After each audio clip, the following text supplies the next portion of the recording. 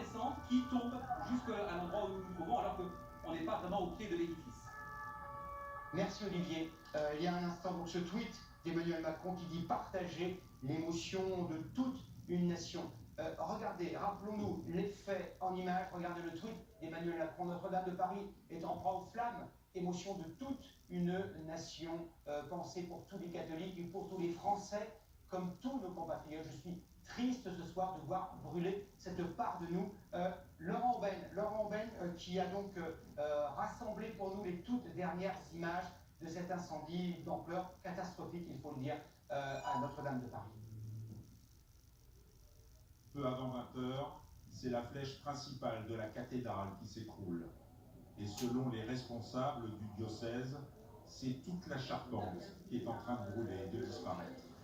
À 18h30, des alarmes ont retenti dans la nef. Le personnel a rapidement procédé à l'évacuation des 2000 personnes qui se trouvaient à cette heure dans la cathédrale. Une affluence normale à cet instant de la journée, une procédure qui s'est déroulée a priori sans incident et sans problème. Au-dessus des toits de Paris, l'incendie embrase une partie de la toiture de la cathédrale Notre-Dame. Un feu qui, selon les pompiers, aurait pris dans les combles du bâtiment, une partie de l'édifice qui est aujourd'hui en réfection. Au-dessus des flammes, une épaisse fumée jaunâtre se dégage. C'est une partie du toit au-dessus de la nef orientale du bâtiment qui brûle, une partie qui n'est pas habituellement accessible au public. Pas d'informations évidemment à cette heure sur les raisons de ce violent incendie, mais on sait que des travaux sont en cours, des travaux titanesques pour permettre de restaurer le vieux bâtiment. Ils ont commencé il y a 1 an et ils devraient durer une vingtaine d'années.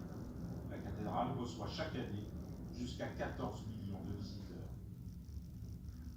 On le disait il y a un instant, c'est sans doute pas un hasard. Depuis plusieurs semaines étaient menés des travaux d'ampleur inédite. On y reviendra d'ailleurs avec Michel Izard qui avait tourné pour nous, pour les journaux de 20h et de 13h, ces travaux. Des travaux très importants. Une envolée de statues entre les tours de Notre-Dame.